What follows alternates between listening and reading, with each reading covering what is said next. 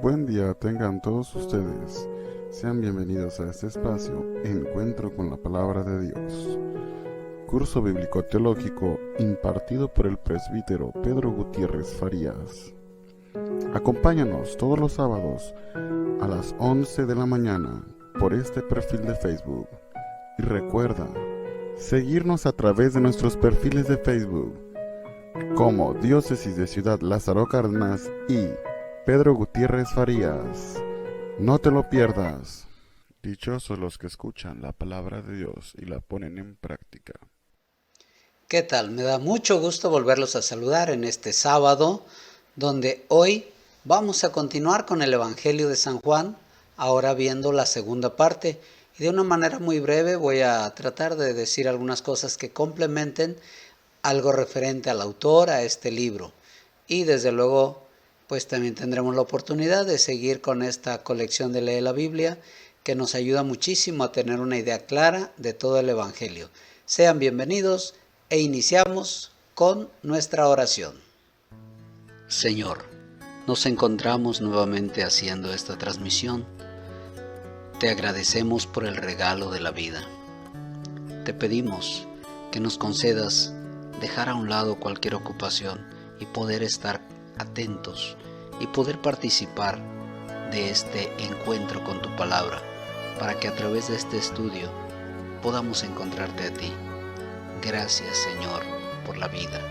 Gracias por la oportunidad de encontrarnos a través de estos medios y desde luego a través de tu palabra.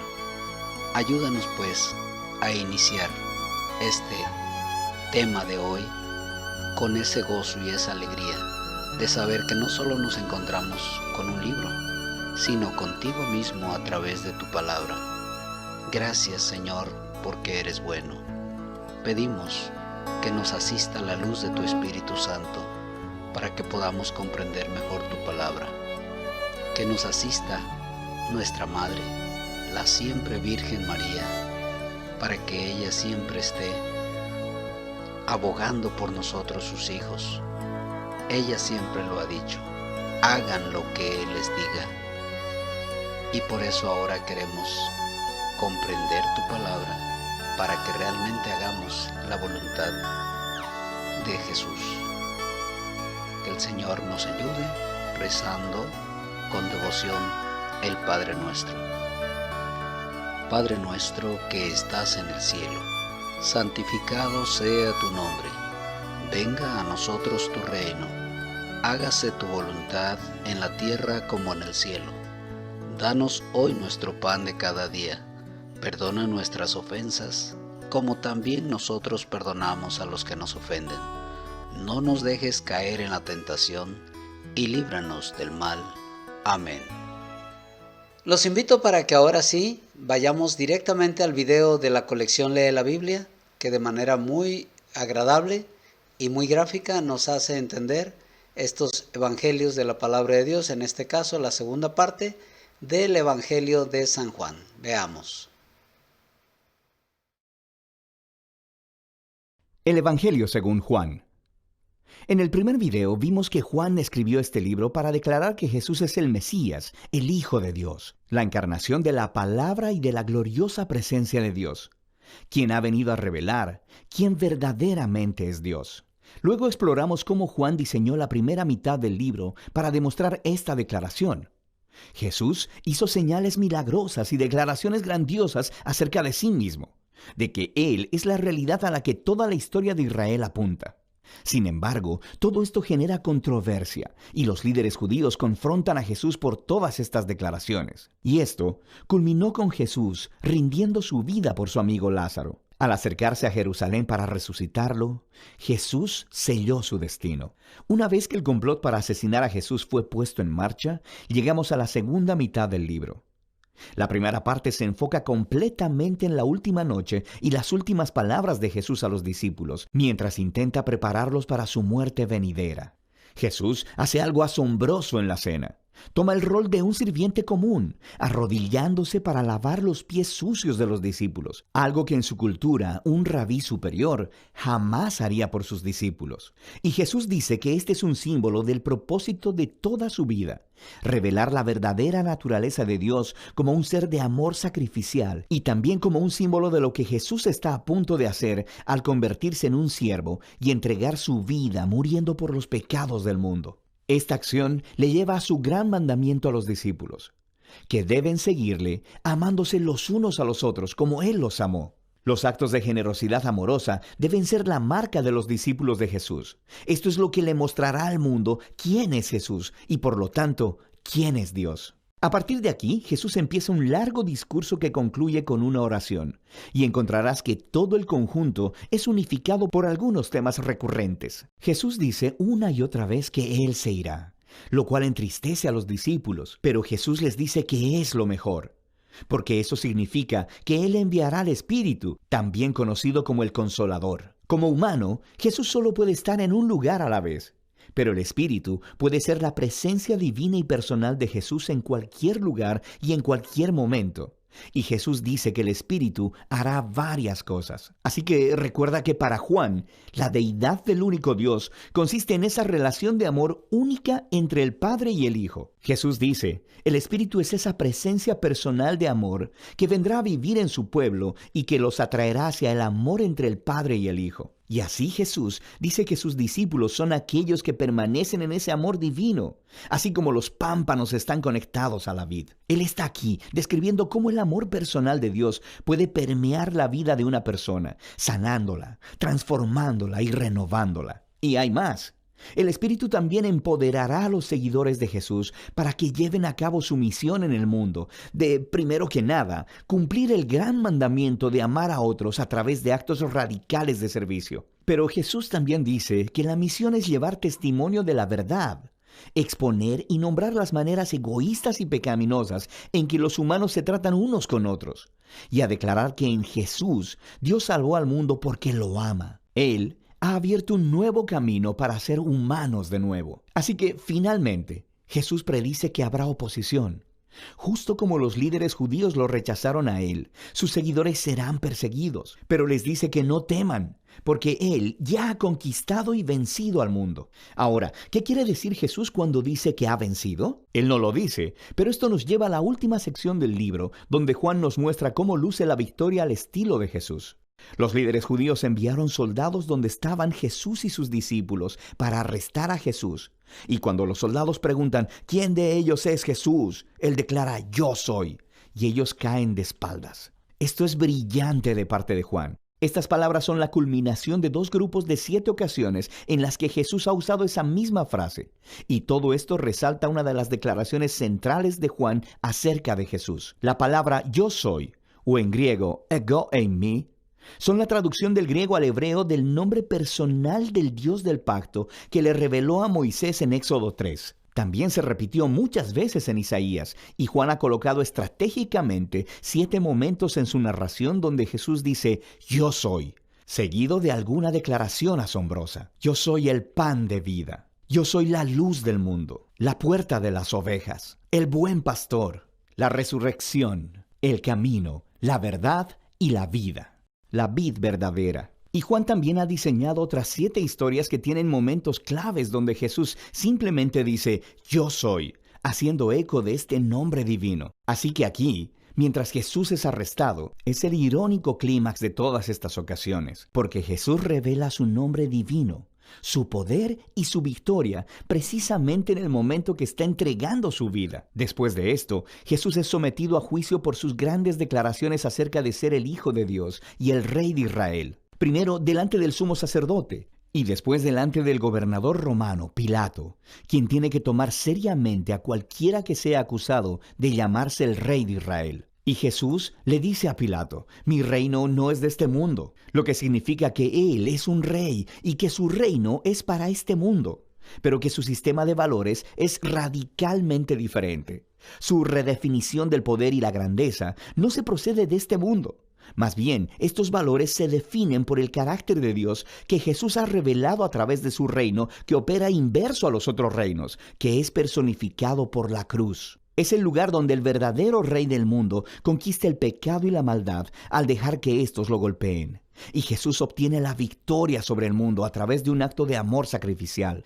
Después de esto, el cuerpo de Jesús es colocado en una tumba que luego es sellada. Y en el primer día de la semana, María y luego el resto de los discípulos descubren que la tumba está extrañamente abierta y vacía. Luego María, de repente, se encuentra con Jesús. Él está vivo, resucitó de entre los muertos.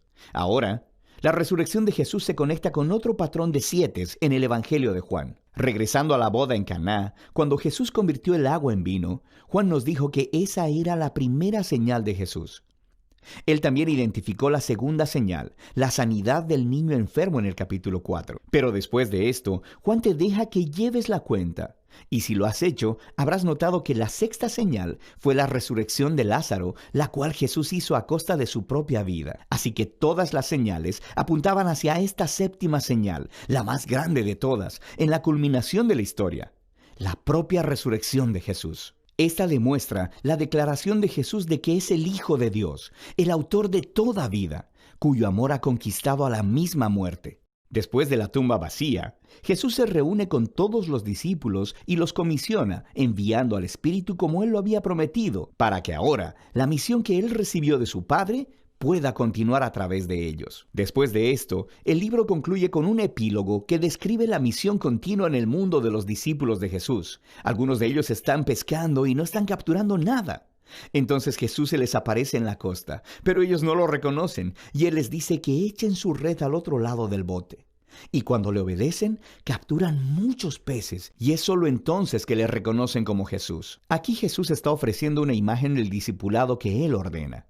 Sus seguidores serán más efectivos en el mundo cuando su enfoque no sea en el trabajo como tal, sino simplemente en escuchar la voz de Jesús y obedecerle cuando Él les hable. Entonces es cuando ellos verdaderamente le verán obrando en sus vidas. Después de esto, Jesús habla con Pedro y lo comisiona como un líder especial en el movimiento de Jesús, indicando que él también daría su vida un día. Pero en contraste con Pedro, los últimos momentos de la historia se enfocan en el autor de este evangelio, el discípulo al que Jesús amaba. Y a diferencia de Pedro, su trabajo no era dirigir el movimiento de Jesús, sino más bien dedicar su larga vida a llevar el testimonio de Jesús para que otros creyeran en él. Y eso es justamente lo que ha hecho aquí, al escribir esta asombrosa historia acerca de Jesús, el Mesías, el Hijo de Dios. Y de eso es que se trata el Evangelio de Juan. Después de haber visto este video que nos ha mostrado de manera muy gráfica esta segunda parte, y con esto se complementa una visión clara, general, sobre el Evangelio de San Juan. Los invito ahora para que pasemos a hacer una pequeña reflexión sobre estas diapositivas y que, como dije al principio, será como un complemento de lo que ya se ha dicho respecto de este gran evangelista San Juan. Bien, nos encontramos ya viendo estas diapositivas que, como lo he mencionado, nos van a ayudar a complementar esto referente al Evangelio y a su autor, San Juan. San Juan Evangelista, pues, discípulo amado del Señor. Vamos a la siguiente diapositiva. Es un pequeño resumen sobre este evangelista, cosas que más o menos ya vimos, pero nos va a servir de un buen repaso. Primero, autor y fecha. Pues el escritor, el autor, sabemos que es San Juan, aunque, como ya lo dijimos, algunos por ahí dudaban que se tratara de algún otro, pero con los testimonios de algunos padres de la iglesia y todo concuerda en que realmente el autor es el evangelista Juan, el hermano de Santiago, ambos hijos de Zebedeo. Juan es uno de los 12 apóstoles que Jesús llamó. Lo podemos ver en Lucas 6, 12 al 16. Él pertenecía al círculo íntimo del Señor Jesucristo, Pedro, Juan y Santiago. También lo menciona Lucas 9, 28. Juan no se identifica a sí mismo como el autor, por eso es que algunos entraron en duda. Él siempre habla normalmente de el discípulo amado, a quien Jesús amó. En sus cartas tampoco se identifica como el autor, porque ahí se llama el testigo personal de las cosas que vio. Solamente en el libro del Apocalipsis se identifica por su nombre, ¿verdad? Apocalipsis 1, 4, 9, 22, 8.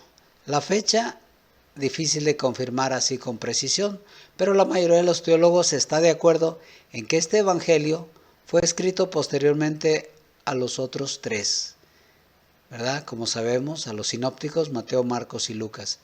Y se ubica finalmente entre el año 85 al 90 después de Cristo.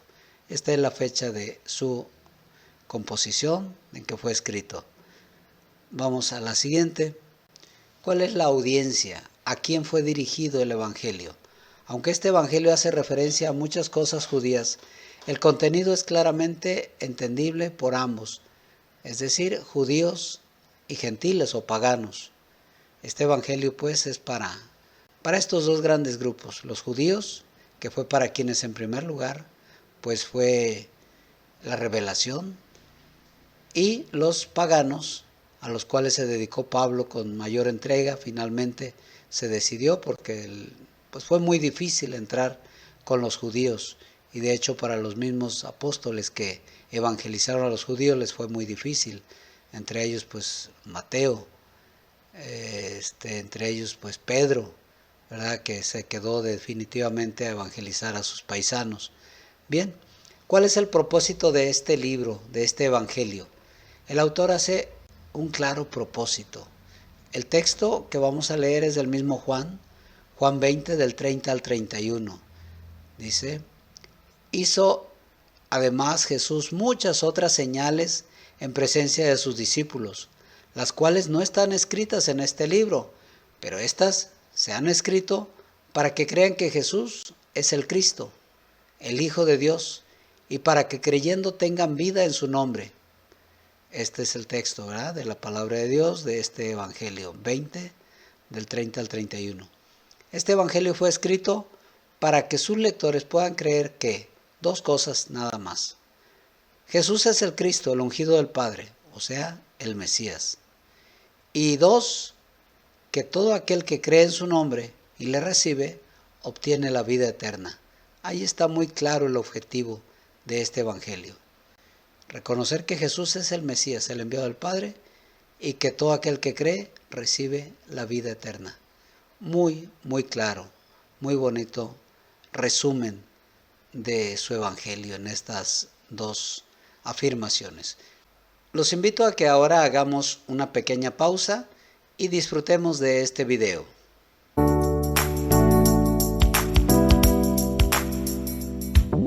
Santa Biblia para mí, eres un tesoro aquí.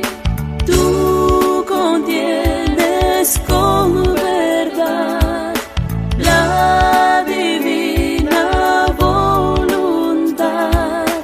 Tú me dices lo que soy, de quien vine y a quien voy. Bien, veamos algunas cosas importantes que nos muestra el apóstol San Juan. En primer lugar dice: Jesús es Dios, en Juan 1:4.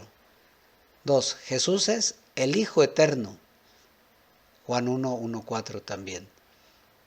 Él es el Cordero de Dios que quita el pecado del mundo, seguimos en el prólogo de Juan, en 1:29. Él fue enviado para mostrar el amor de Dios, el Padre, hacia nosotros, Juan 3:16. Jesús es la única forma de salvación para todos los hombres, lo vemos en Juan 14:6. Otro aspecto: en su crucifixión pagó al Padre por la culpa de los pecados de todos los hombres, en Juan 19. Su resurrección corporal de entre los muertos prueba que Él es Dios, lo vemos en Juan 10:17. Y que su sacrificio fue aceptado por el Padre, también en Juan 20. Bien, estamos así haciendo un resumen, casi frases nada más, pero que contienen pues la enseñanza principal. Vamos a la siguiente. ¿Cuál es la conclusión? Ya esta es la última diapositiva. Esta es de manera breve, pero que nos quede así bien claro. Y les prometo que primeramente Dios, para los próximos temas ya vamos a entrar ahora sí a ver tema por tema de los más importantes que creamos, algunos temas, pero iniciaremos precisamente con este cuarto evangelio, con San Juan, para que no nos perdamos. Después iremos regresando a los primeros evangelios. Si se va a hacer una serie de temas sobre San Juan, después una serie de temas sobre Lucas, después una serie de temas sobre Marcos, ¿verdad? Y también una serie de temas sobre Mateo, para que veamos los 4 evangelios y desde luego ya viendo detenidamente algunos temas, algunas lecturas propiamente, y comentar un poco, porque es hermosísimo esto, entrar en contacto ya más directo con la palabra de Dios. Veamos pues la conclusión. 1.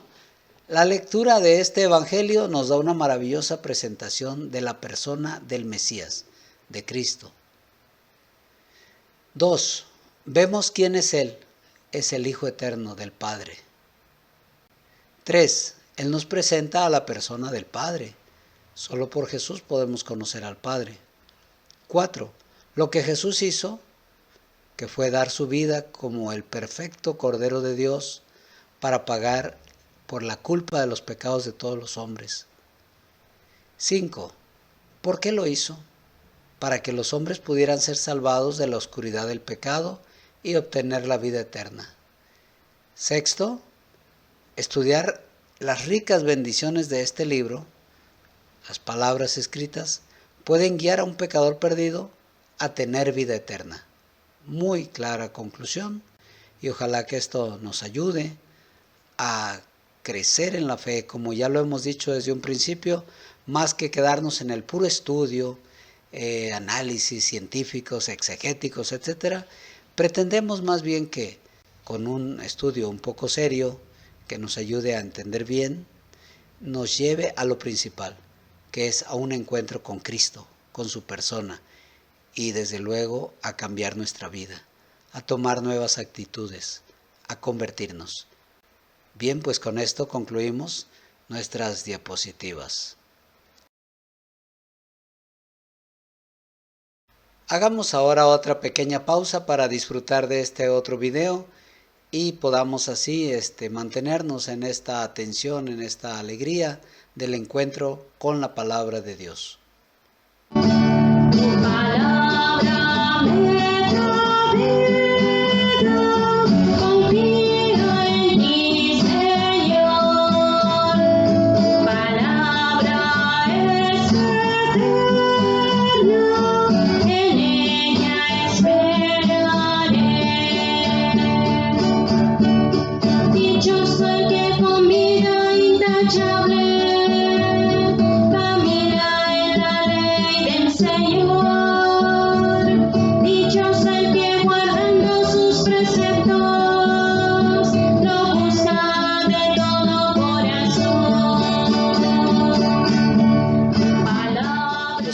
Para que en casa tomen la Biblia y se disponga toda la familia a ver con calma este video, pausarlo donde sea necesario, hacerse entre ustedes algunas preguntas para que con la Biblia en mano, leyendo, podamos tener ya una idea más clara sobre este gran evangelio y desde luego sobre su autor, San Juan.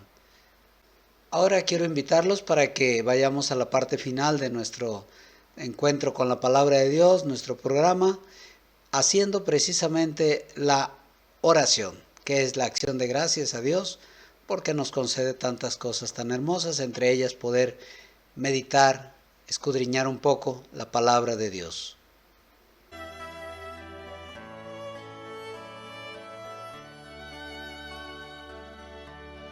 Señor, te damos gracias por habernos concedido transmitir este programa, este curso bíblico Encuentro con tu Palabra.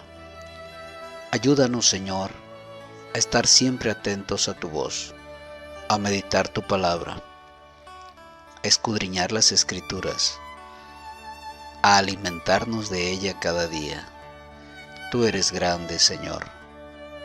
Te alabamos, te damos gracias porque eres bueno. Ayúdanos para que nuestro corazón sea movido hacia ti, que a través de esta lectura de tu palabra lleguemos a encontrarte a ti, porque la única finalidad de la Escritura es conocerte, amarte y servirte siempre con amor. Tú le das sentido a nuestra vida a través de tu palabra. Tú nos iluminas, nos llenas de tu gozo y de tu Santo Espíritu. Por todo ello, gracias, Señor. Después de haber realizado nuestra oración, les comparto con mucho gusto la bendición. Que el Señor esté con ustedes. Y la bendición de Dios Todopoderoso, Padre, Hijo y Espíritu Santo, descienda sobre ustedes y los acompañe siempre. Que tengan un excelente sábado. Dios los bendiga.